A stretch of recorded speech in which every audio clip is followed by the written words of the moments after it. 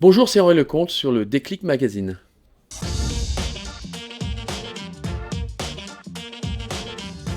Ouh là là là là, le déclic. Ben, avant tout la passion, avant tout la famille. Ma maman, je pense que même déjà dans le ventre, j'entendais des balles de tennis à l'époque. Et puis après dans le couffin, je voyais des balles blanches parce qu'on jouait avec des balles blanches à l'époque, des raquettes en bois. Et ce déclic a été fait automatiquement et est devenu une passion à tel point, c'est que je dormais avec ma raquette en bois. Et j'allais à l'école avec des balles de tennis et que j'étais renvoyé de mon école parce que c'est le diamètre parfait. C'est ce que j'ai expliqué aussi dans mon livre Balle Neuve que j'ai sorti là, il n'y a pas très longtemps, où c'est le diamètre parfait pour aller dans les gouttières. Donc les gouttières, quand il pleuvait, évidemment, elles étaient évidemment obstruées, donc l'eau rentrait dans les classes. Donc ça nous permettait aussi d'avoir un peu plus de récréation. Et puis de fil en aiguille, bien sûr, c'est les rencontres, c'est les contacts, c'est comme on dit, le déclic qui vous fait aller dans une autre dimension. Et c'est là que votre vie bascule.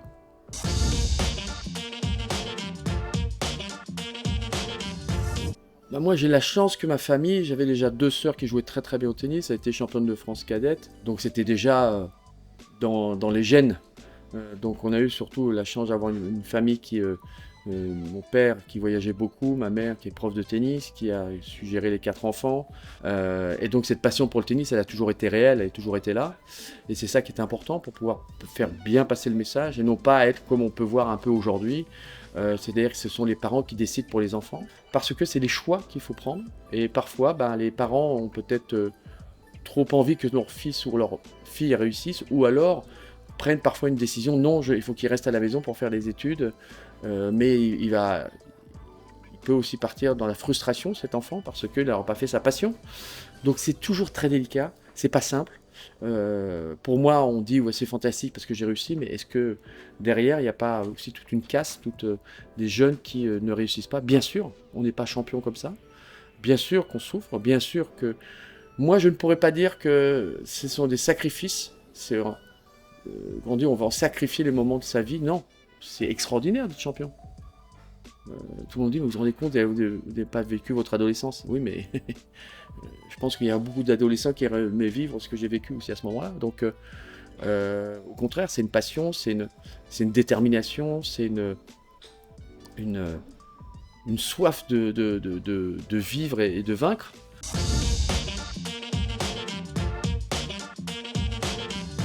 Moi, j'ai eu la chance de faire beaucoup de matchs et de matchs intéressants à Roland-Garros.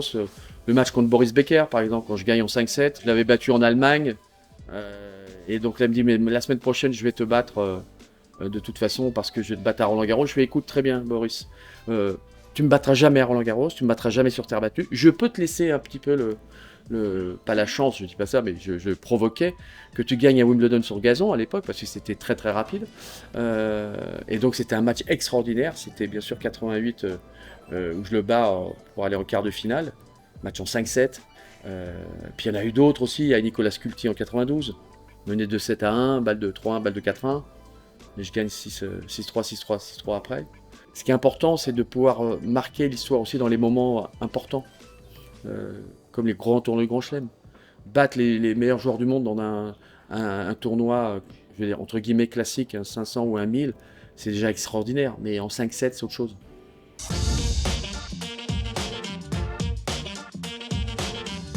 De ne pas jouer Mats Wilander. On oublie qu'il a fini numéro 1 mondial. C'était le meilleur joueur sur terre battue. C'était le Rafael Nadal de l'époque. Le Björn Borg de notre génération. Ce que j'ai pas su gérer, ce sont mes émotions. J'ai pas su gérer mes émotions à ce moment-là. Arrivé sur le terrain déjà un peu fatigué, épuisé par une nuit où je suis passé par tous mes états. Une organisation aussi autour où j'ai pas su la gérer complètement. Et puis j'ai eu aussi quelques matchs très difficiles en 5-7. Donc les émotions, il faut apprendre à les gérer, il faut apprendre à les dompter, il faut apprendre à les surpasser, il faut apprendre à les connaître. Ce qui m'a servi aussi par la suite pour 91. Mais j'ai perdu qu'en numéro 1 mondial, quoi. Donc il n'y avait pas de honte. Mais c'était la façon, c'était le moment, il fallait pas perdre, il fallait gagner à Roland-Garros. C'était 5 ans après Yannick Noah, tout le monde attendait ça. Et puis j'ai trébuché, mais trébuché contre quelqu'un qui était fort quand même.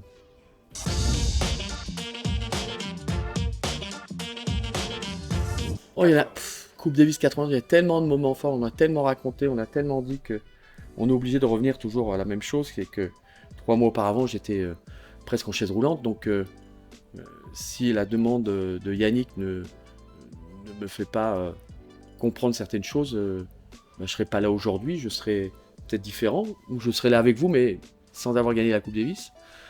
Et ça a été un moment terriblement incroyable, qui a été beaucoup de résilience en me disant on va gagner la Coupe Davis, mais on va la gagner avec toi. Donc déjà, je ne m'attendais pas à ça, je m'attendais plutôt à me dire écoute Henri, on est en finale, mais bon, t'es pas en forme, donc viens t'entraîner, on sera toujours là avec toi. Mais ce moment-là était tellement important, tellement fort que ça a été ressenti dans toute la France et dans le monde entier. David contre Goliath, les Américains contre les Français, qui eux, avec que Guy Forget, qui était dans les 10 meilleurs joueurs du monde à cette époque, qui venait de battre Sampras, mais qui en deuxième, on avait de très bons joueurs, mais il nous fallait quelque chose de différent. Et puis vous avez un mec qui a mis le feu à la baraque, comme ils ont dit, qui est arrivé avec son épée en bois au départ, qui est devenue une arme fatale, parce qu'elle s'est transformée en un fleuret, en une épée, qui a permis de pouvoir détrôner tous les plus grands rois, parce que ça a été quelque chose d'incroyable. Il pensait vraiment gagner. Hein. Sampras, Agassi, Flaxi Gouzeau, meilleure équipe du monde. Et nous, on est arrivés avec la passion, avec l'envie, avec la détermination, et qui nous a permis de créer l'exploit, David contre Goliath. Donc c'est ça qui est beau. C'est ça qui est exceptionnel.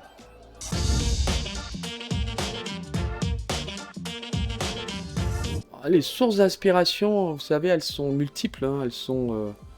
C'est Björn Borg, c'est Ilina Stas, c'est Ion Tiriac, qui est toujours mon deuxième père. C'est aussi moi, ma passion. Les inspirations, c'est aussi d'aller chercher encore plus loin ce que l'on veut, d'aller encore plus au-delà de certaines choses qu'on peut même pas imaginer. C'était aussi des Guerriletti, c'était les Connors, des McEnroe, c'était aussi parce qu'on essaie de prendre un petit peu de tout ça, de pouvoir comprendre et de se dire pourquoi ils y arrivent eux et pas moi. Donc l'inspiration, elle est journalière. Et puis parfois on tente des trucs, ça marche pas. Et puis par la suite, plus on est doué, plus c'est parfois difficile à comprendre parce qu'il faut rééditer le même coup, il faut le travailler encore plus pour pouvoir comprendre ce qui se passe un petit peu sur le terrain et dans votre tête. Donc l'inspiration, elle est de tous les jours. Ça peut être un sportif, ça peut être aussi une rencontre. Moi, j'avais monsieur Jean-Luc Lagardère. J'ai eu la chance de rencontrer énormément de personnes qui m'ont aussi aidé à pouvoir mieux me comprendre, à être plus performant.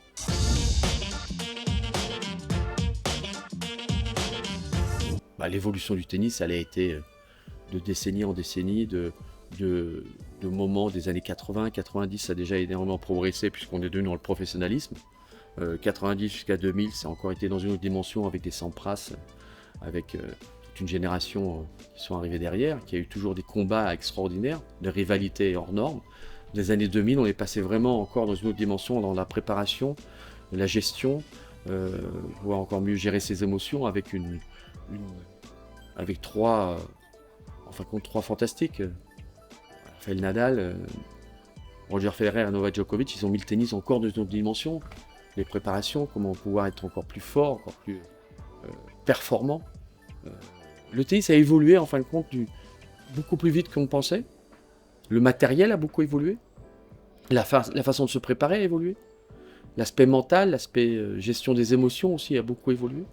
Parce qu'il faut en être conscient de ce qui se passe. Ça n'a plus rien à voir, mais on ne peut pas, dire, quel est le meilleur joueur du monde. On va dire c'est Novak Djokovic, bien sûr. Quel est celui que vous préférez? Vous allez dire Rafael Nadal, mais avant, il y a eu tellement de choses qui se sont passées aussi, mais eux, ils l'ont mis dans une autre dimension. Le tennis a évolué, comme dans tout sport évolué. Regardez la Formule 1, mais regardez ce qu'ils faisaient avant aussi en Formule 1.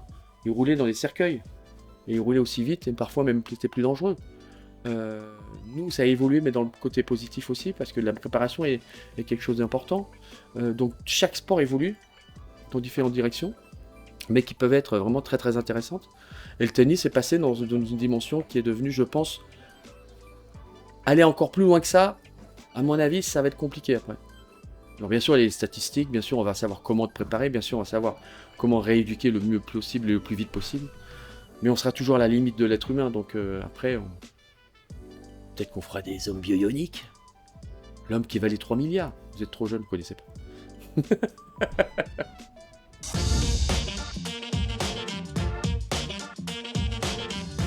Autre que le tennis, le golf. Vous voyez, je parle là, on a fait sur une idée un peu farfelue au départ. On a joué ensemble avec Christophe Schalk ici à ce golf. Ils ont dit, mais pourquoi on ne créerait pas le golf des personnalités? Qu'est-ce que t'en penses? Tu connais tellement de monde. J'ai dit, allez, banco, on le fait. Donc le golf, c'est devenu une passion, mais surtout on s'amuse. Maintenant, je m'y mets un peu plus parce qu'il faut travailler le golf. C'est beaucoup plus compliqué que le tennis. Je maîtrise un peu moins. Puis bien sûr, j'ai toujours le sport automobile en moi qui est en moi. J'ai un moteur dans le ventre, donc j'ai fait quelques courses.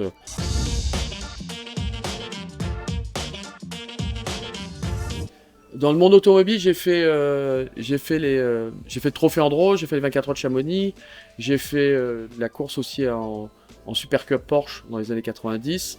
Et puis maintenant, je roule en course historique avec une TVR de 64. Et on fait les 2 tours d'horloge, par exemple. Et on va essayer de faire... Bon, à chaque fois, évidemment, manque de peau. Ils mettent les dates, même en fait pendant Roland-Garros. C'est pas facile, parce qu'on travaille encore pendant Roland-Garros.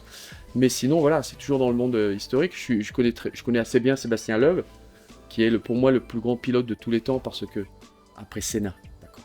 Je vais mettre Senna un peu en avant, parce que c'est mon...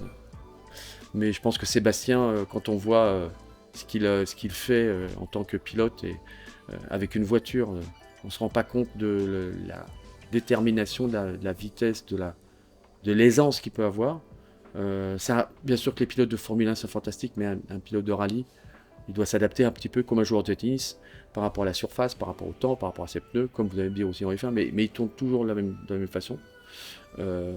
Donc là aussi, on passe dans une dimension. Clairement. On peut le dire.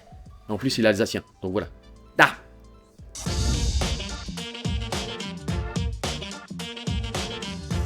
Bon, les projets, on en a tous les jours.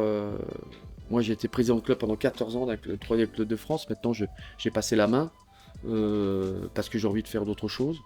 Bien sûr qu'on est toujours à l'écoute de différents projets ou à la fédération. Pourquoi pas ne pas aider pour essayer de vraiment trouver un joueur qui puisse vraiment gagner Roland-Garros, de se poser les vraies questions, les bonnes questions. Bien sûr qu'on sera toujours parce qu'on est passionné. Mais après, il faut aller dans une direction qui soit vraiment bien structurée, avec des bonnes sensations, avec des bonnes choses. On sent que le mec, il nettoie bien quand même ces clubs-là, hein, on le sent. Hein. Donc le monde du tennis, c'est toujours c'est une grande famille. On a la chance d'avoir un tournoi du Grand Chelem chez nous en France. Donc bien sûr qu'on est toujours un petit peu sollicité.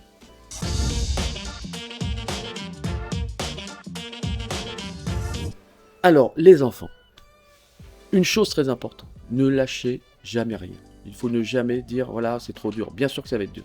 Ça va être de plus en plus dur. Pourquoi? Parce qu'il y a de plus en plus de monde. Parce qu'on arrive beaucoup mieux à être encore plus performant rapidement. Mais surtout, ne vous laissez pas embarquer par ni papa, ni maman, ni une autre personne qui vous dit que c'est bien, il faut que tu fasses ça, il faut que vous le fassiez pour vous. Il faut que ça soit au fond de votre cœur, de ton âme, de dire voilà, c'est ça ce que je veux et je ferai tout pour y arriver. Si tu es bien dans tes pompes et bien dans ta tête, tu vas réussir. Mais si tu le fais pour quelqu'un d'autre, ça ne marchera jamais. Petit conseil. Voilà.